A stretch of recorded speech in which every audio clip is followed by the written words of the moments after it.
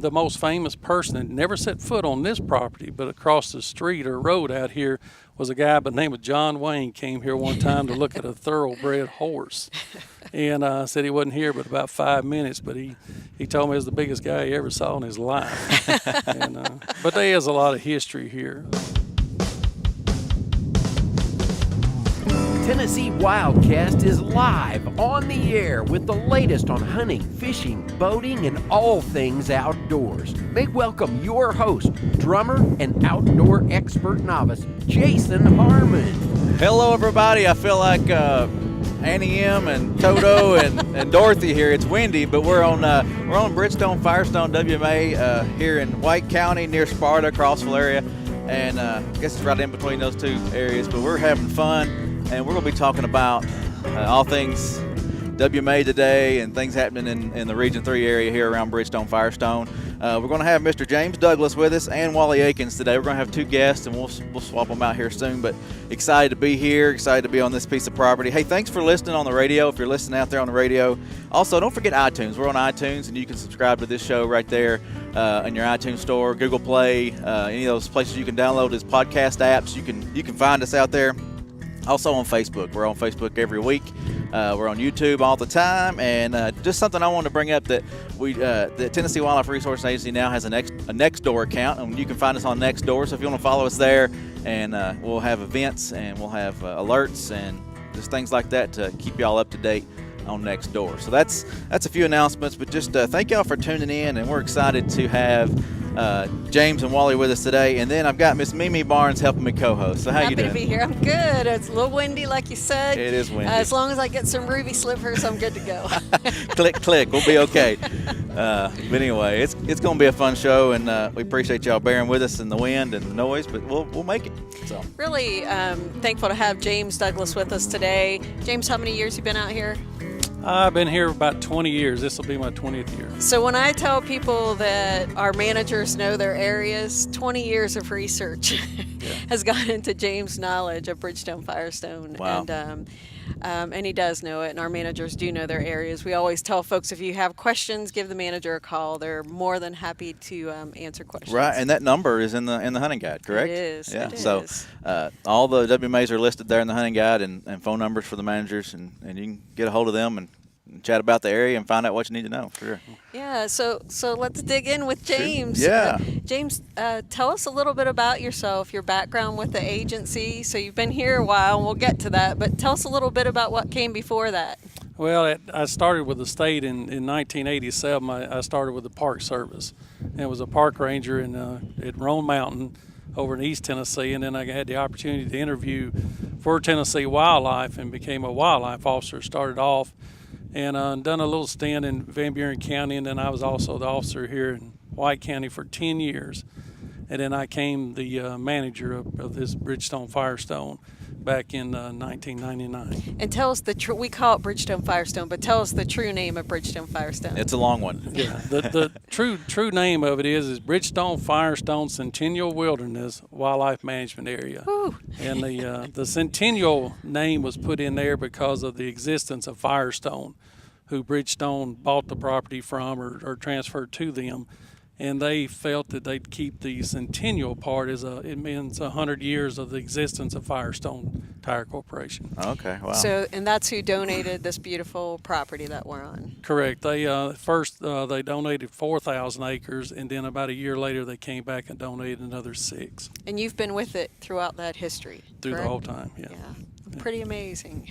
That's nice. So tell us a little bit about Bridgestone-Firestone, the acreage. We'll get into some questions there, but let's start with that. It's a pretty big area. It's pretty big. Like I said, it was Tennessee Wildlife had the opportunity to oversee the 10,000 acres that was given as a gift to the folks of the state of Tennessee, particularly those that hunt and fish. And as time has went on over the last 20 years, we've accumulated, this tract or that tract through Greenway and other organizations. And right now we're sitting somewhere around around 20,000 acres. 250 acres is actually in Cumberland County, and about 6,000 of it is in Van Buren County, which join White County. Okay, wow. And there are a lot of partnerships that you've mentioned, and we'll get to that in a little bit because we acquired more land last year, and I know you had a lot to do with that. But talk about some of those major features. If someone visits Bridgestone-Firestone, what should they expect? Well, the main portion here is the 10,000 acres is up on what they call the Cumberland Plateau. So we're setting up on a higher elevation. Hence the wind. Catching all the wind today. And the wind blows here every day. We've never had a day where it doesn't blow, and that's because we're up on this elevation. The Caney Fork River, of course, goes through the middle of us, and that's the same river, of course, that feeds into the center hill, and you cross it many times on the interstate. But it's a unique place, and of course, you've got the highs, the lows, open ground here and there, but mainly most of it is either hardwoods or pines. And I noticed when I was coming in that y'all are doing some quail work out here as well. Considered one of the quail recovery areas. Tell us a little bit about that if you can. Yeah, somewhere around about 3 or 4 years ago, the state decided to do different WMAs is like quail focal areas. Mm-hmm. And in Region 3, this was picked as the quail focal area for Region 3. Like you can see in the background here, we have a field here that's a little over 750 acres. And so our main concern here is trying to get the quail habitat reestablished or to grow here. It's one of the few places in the state that like I say, that we're trying to get this to increase the population. You cannot hunt a quail here for that reason. We're just trying to get the population up. And of course, the fields also is big into rabbit hunting. We get folks from Morgan County, any place in the state just about that come here and rabbit hunt, because like you see in the background, we've got lanes and such. But it's a very, very popular place for rabbit hunting. And you do provide for everything, though. I've been out here even during dove season, and it's not a ton of hunters, but people do even come out for dove season. Correct. We have a dove hunt, which is right behind us here, and the population of doves is not great. But we always tell people that, if you can hit them, you can limit out. But if you can't hit them, then no, you won't. But we do a lot of variety. In fact, every hunting opportunity that you have, you can do here. We do deer hunt here. Of course, our seasons, as far as big game, is a little bit different. You have to look at the hunting guide and, make sure when our dates close. But particularly deer season here on the Centennial part is we'll close around the first week of December, and that allows the rabbit hunters to come, and then they'll rabbit hunt here on into February. Wow. So you have to make sure the dates, when you can and when you can't. Mm-hmm. We also have another unit here that's called the Big Bottom Unit. Now, the Big Bottom Unit joins this one. There's no separation between the two. The main difference is the Big Bottom Unit is open statewide. Deer season, turkey season, and such, it's all same as statewide. And I noticed the sign coming into the deer season. You have special regulations on antler restrictions and that kind of thing too. Correct. It has to be 4 on one side, same regulation you have at Catoosa, and that was something that was brought about several years ago for the fact that more or less we're trying to get the antlers a little bit bigger. That's what most people want to see. Mm-hmm. And such, and so we do have a restriction on those. Are you seeing an increase in the antler size and population here as well? Well, as far as population, if you come here and say we're going to see you overrun with deer, that's not going to happen. We have pretty big, as far as quality and things like that is pretty good here. The good thing about here is we have the same people that come for the last 20 years. We have a lot of people that come here to go camping, spend the afternoon, weekends. I mean, we've had them where people meet here, don't really care whether they kill a deer or not. Yeah. It's just they just come here to socialize, and they have really enjoyed that over the years. That's awesome. Yeah, it's hunting is a big social sport as well. Yeah, it is. It is. I like to see that tradition continue. Mm-hmm. Yep. All right. Well, let's see. Well, let's go back to that. So we have the Big Bottom Unit, but last year there was a big land acquisition, and that took a lot of time. It didn't happen overnight. Talk to us about that process, the partnerships that you had, and what we can look forward to with that track now. For us, like I said, that's how we've grown from 10,000 to 20. It's always been a partnership between another group.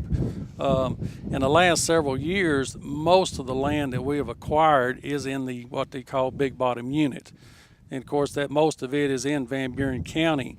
And it's a good opportunity for us to acquire land, how to get money to pay for it and such. And that's like on those particular units, the big bottom unit, you can ride a four-wheeler on it. Where like back to here, there's no four-wheelers allowed here. On the Centennial part, there's no horses allowed here. But as far as the big bottom unit, we allow horses and we allow four-wheelers. And particularly the four-wheelers is a way to get your deer retrieve. So how do we do it at Centennial part here is if you say you kill a deer, then there's somebody here every day, weekend or whatever, and then we'll go and help you retrieve it if it's over, say, where you can't get it. So that's the biggest thing that we do here is we try to help you get your deer out. And like I said, back to the big bottom unit, it's a total separate, different rules, different regulations, and it's just a different little atmosphere because you're kind of down in the Gulf, as they call it. And that new track then kind of brought some connectivity. Correct. When I started here, people don't look at it, is when you took 10,000 acres and then we added, say, 2,000 to it, our boundary line here was 75 miles. And of course, we painted it, and as the people don't think about who paints those boundaries. Yeah, it was an all That's day. a lot of work. It's a lot, and so when people say, "Have you been over the whole thing?" Oh yeah, because we've painted it 2 or 3 times. But over the years, every time we get like property, like our last acquisition last June, we got another 500 acres, and it squares us up to where now our boundary line probably ain't 40-something miles. Wow. So we don't have to paint in and out in little places. I didn't realize that. I didn't realize that it brought that to. It's been a very good thing for us to have other organizations and stuff and come and help us purchase land, because it has. This one, our last one, the 500 acres was a big key to us because we took ownership of one of the main entrances into this property. Okay. Wow. That's fantastic. I always learn something. Yeah. And speaking of learning something, when we were setting up for the show, James was telling us some stories and history about the property. He's big into history and enjoys reflecting back on this place and other things. But can you tell us a quick story or anything? One you mentioned, I don't know if you want to tell that one, about the guy who came across the hill there, ventured over on this piece of property once before. Yeah, of course. I love history, and I'll tell you this as quick as I can. I interviewed a lady one time and asked her, we look after 5 cemeteries here. And we took full responsibility. We still have a get-together the first Saturday in June. The family comes out, and we all go back in the Gulf. And when I say Gulf, we back home we call them hollers, but here they call them gulfs. And we'll go with the family back to their old home places and things like that. There's 64 graves there, and technically we're responsible for those. And so over the years of history, I had a gentleman that actually his great-great-grandfather owned this property and got it somewhere around 1900. And then when I interviewed him, the most famous person that never set foot on this property, but across the street or road out here, was a guy by the name of John Wayne. Came here one time to look at a thoroughbred horse, and said he wasn't here but about 5 minutes. But he told me it was the biggest guy he ever saw in his life. But there is a lot of history here. There were 3 schools here, and several families that lived in the Gulf until 1929. The flood came through, and most of them decided to move out. Well, James does them a great service. It's a beautiful place. Thanks for being with us today, and we're going to talk a little bit more about the management side of it, because I know you burn a lot out here, a lot. And we'll have Wally Akins switch in here. Yeah. We'll talk a little bit about, Wally's real big into shortleaf pine restoration. And if folks can see the view behind us and you see those big pines, well, that's some of the shortleaf we're talking about. Yeah. James, thank you so much for you're being with welcome. us. Thank you. Thanks for enjoyed the work that you do out here and the work you do for the agency, too. Thank you. All right, Wally, come on in here and we'll swap up.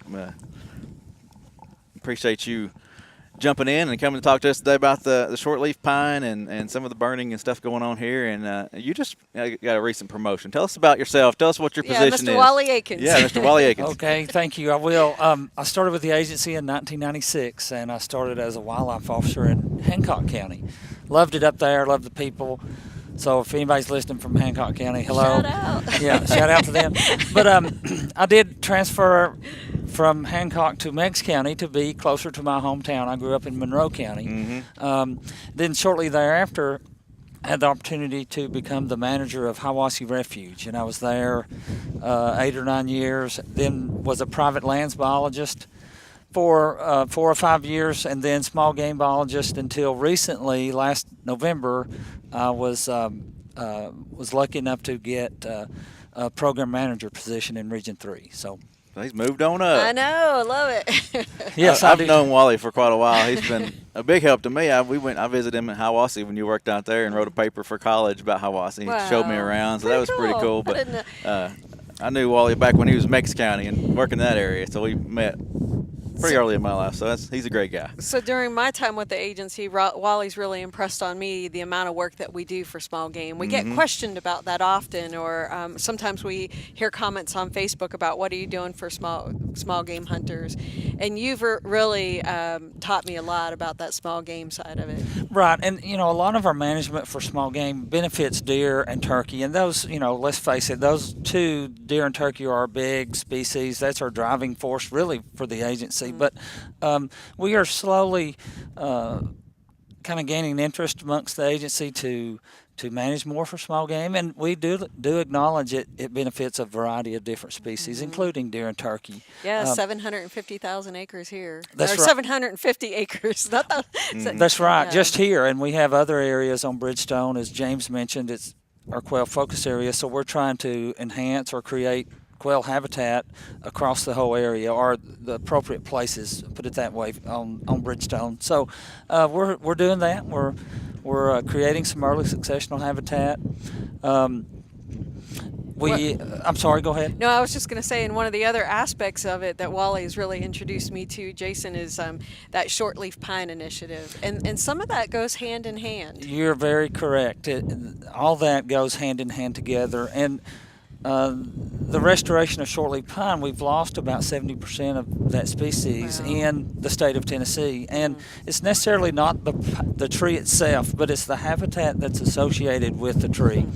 Shortleaf pine is a fire dependent species, or it's really acclimated for fire. So by using fire, you can promote the growth of shortleaf pine, but also enhance or maintain or create that early successional habitat associated with it.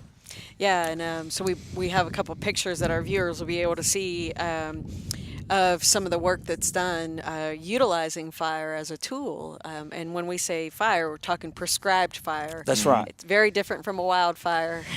This is managed fire. That's correct, and we use that in Region 3 about 7,000 acres a year. James here on Bridgestone is probably our biggest practitioner of fire in the region on one WMA. He will burn about 1,500 acres a year. Wow. And sometimes more.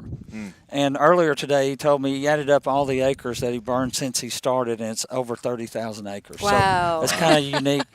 But that 7,000 acre number is a figure that's in our annual reports, but that does not include the South Cherokee, which is a federal agency property that we help manage, and they'll burn, 10 to 25,000 acres just on that area. So.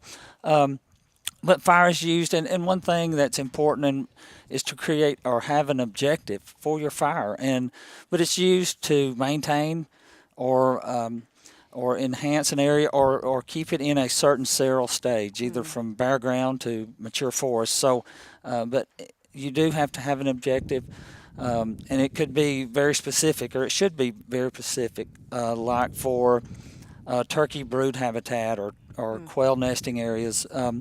So, we try to have an objective, try to use it when the conditions are appropriate to accomplish our objectives, and that's what we really focus in on. Yeah, and as far as land management, we're managing wildlife through land management because they need that habitat. I always say habitat equals wildlife. But talk to us a little bit about that shortleaf habitat. What does that look like? Okay, as I mentioned, it kind of goes in hand with the early successional, but because we've lost so much of that species, the range in Tennessee has shrunk so much. But normally you can find a shortleaf pine on almost any ridge. So if you have, and it goes back to objectives also, if you have a wildlife objective and you have some shortleaf pine in the area, the biggest bang for your buck may be to simply thin the forest and then use prescribed fire. In areas that you don't have a seed source, or an existing population of trees of shortleaf pine, then we have planted shortleaf. So then you go back to what your objectives are. If it's for production forestry or if it's to create a savanna or a woodland, you can do that. But typically in a mixed oak pine forest with shortleaf pine in it, you will have scattered shortleaf throughout the area with a mix of shrubby habitat with grasses and that herbaceous component. I was going to say, I think we had a picture of that, and it's actually you small game hunting up at Catoosa. Yes. And it shows that really scrubby habitat that would be good for deer, turkey, along with small game. Right, that's correct. Yeah. Yes. What other species? I know there are a couple species that were lost because of the shortleaf pine habitat decline. Well, a lot of those songbird species that require that early successional habitat, we've seen a decline in all those. The whole species guild that would like that type of habitat, there has been a decline. Bobwhite quail is the main one. That's kind of our poster child for early successional habitat in Tennessee that has been declined, not just in Tennessee, but range wide in the whole southeastern and midwestern part of the country. So, that, but I could name some: indigo bunting, field sparrow, rufous-sided towhee, all those species that prefer that type of habitat or have kind of been in decline the last few years. Wow. So I also know that you work with many partners on the Shortleaf Pine Initiative, and they've helped not just on our lands, but other lands as well. Yes, that is correct. We've had a lot of different partners, but mainly Tennessee, TNC, the Nature Conservancy in Tennessee is what I meant to say. Our Tennessee Division of Forestry, TDEC, and state parks. They've all been partners with us on this project, and also U.S. Forest Service. So there's been just a whole variety of different agencies and organizations.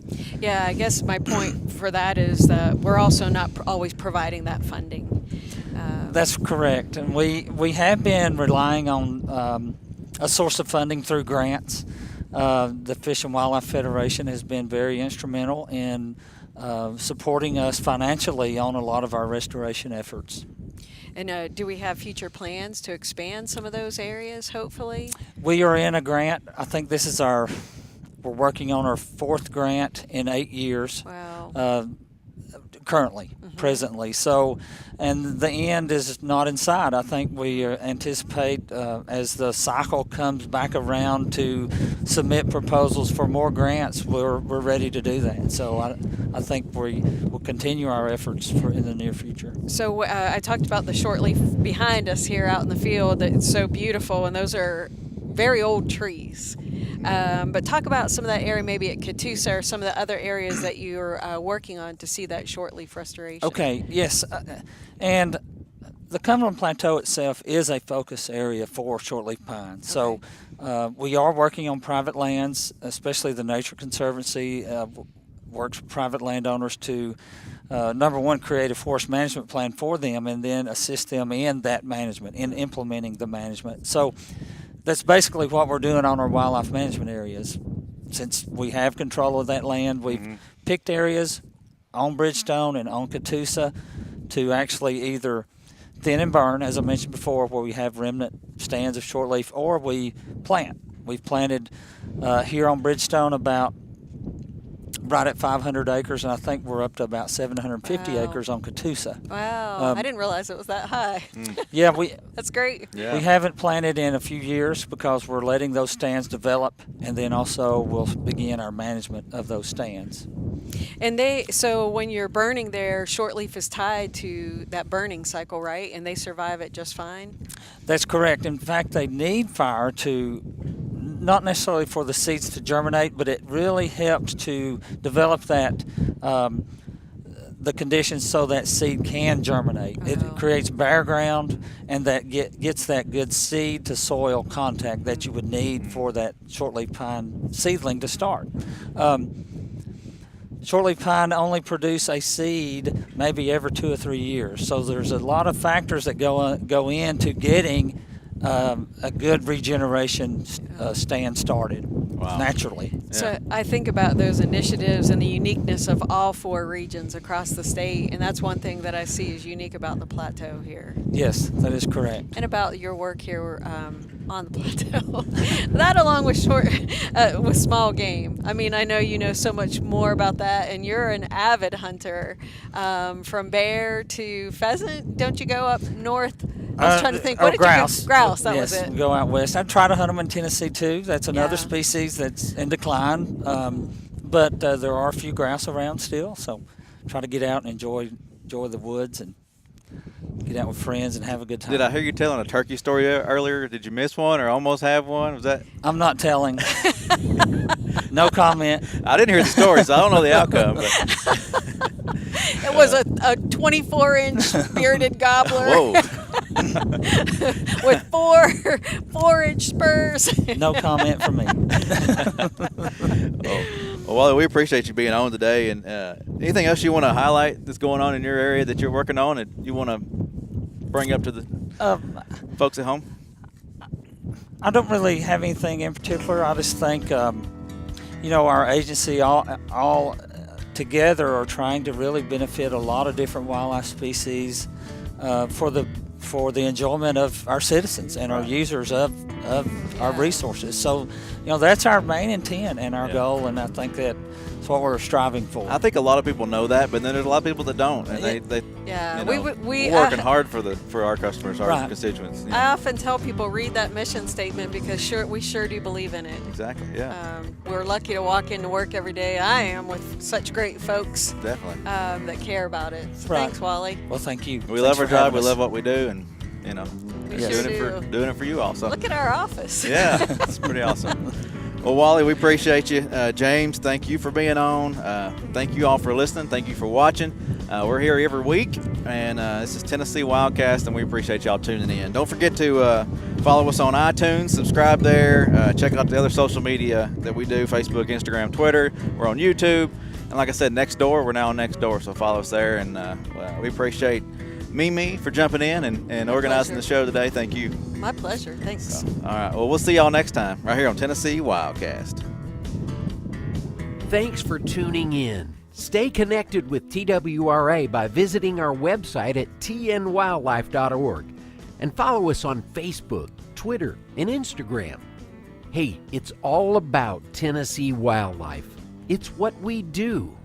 Tennessee WildCast will be on the air again next week. We'll see you then.